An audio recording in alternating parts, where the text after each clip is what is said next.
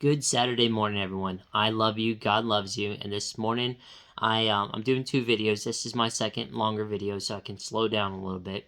But this morning, I hope that you're having a wonderful weekend. I hope that you've had a wonderful week. I love you.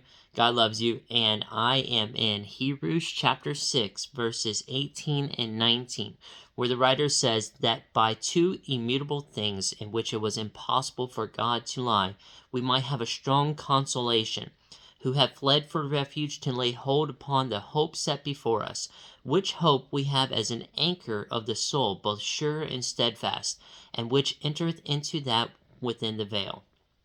So I want to try to paint a picture for you real quick. This is a time period, this writer writes this in a time period where the Jews and the Christians, the Christians in particular, are being heavily persecuted over in Rome.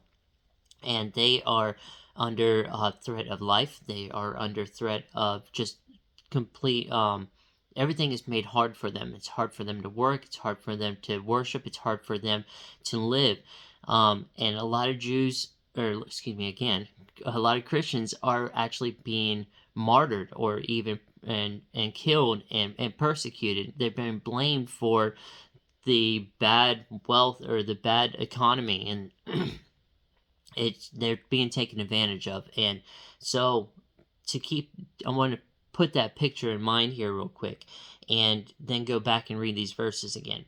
That by two immutable things, back at verse 18, by two immutable or unchangeable things, in which it was impossible for God to lie, or in other words, two things that God cannot lie about, two very unchangeable things: his person, God as a whole, and his truth, if you will. This is at least the way that I understand it. Two unchangeable things in which it was impossible for God to lie. We might have a strong consolation or encouragement. We might be encouraged, who have fled for refuge to lay hold upon the hope set before us. So even though in fleeing, even though being persecuted, they still have hope in God. Verse 19, which hope we have as an anchor of the soul. So the soul's anchor, you think of a ship being your soul, the innermost part of you, or the part that is going to continue once you die. The anchor of your soul, both sure and steadfast, or steady. We think of an anchor for a large ship out in the ocean, or even just in a lake if you're going fishing. But that anchor grabs a hold of the floor of the ground, of the ocean or the lake, and grabs a hold and holds the boat still, holds your ship still. So the anchor, which is both sure and steady, and which entereth into that within the veil. So you have the anchor itself that drops off the ship, that entereth into that within the veil. So what do we know about the veil? The veil is spoke about mainly in regards to where the high priest goes in order to make sacrifices in the Old Testament. And it's also the veil that is ripped in two. And the way that I understand it is, God, or in the Bible, it says actually in verse 20 here, whither the forerunner is for us entered. So a little complicated there, but the forerunner for us is entered, even Jesus, made a high priest forever after the order of Melchizedek. Hopefully I said that right, Melchizedek.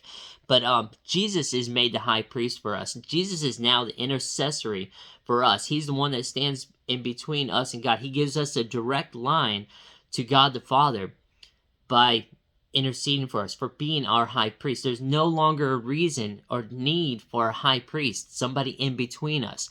There are, of course, those that teach us, those that preach, and those that give us instruction, but that's not who we're talking about. We're talking about that direct line to God through Jesus. So our soul, our soul is anchored in the one behind the veil. It's anchored in Jesus. It's anchored in God. And so our hope, our soul is anchored in the hope of God. All right? So if you think about this time period where they're being persecuted, where they're facing a lot of trouble, not like what we face, but where they are literally in fear of their life just for worshiping and praising God. So if you think about that time period, their hope is still in the Lord. So right now, no matter what you're going through, I hope that your hope is in the Lord. I mean, He's so worth it, right? So I am.